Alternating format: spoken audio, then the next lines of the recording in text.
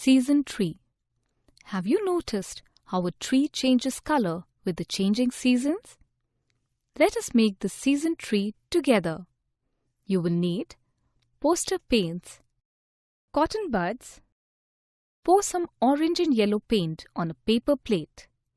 Dip the cotton bud in paint and dab tiny dots along the branches on the right side of the tree. Pour some white paint on a paper plate.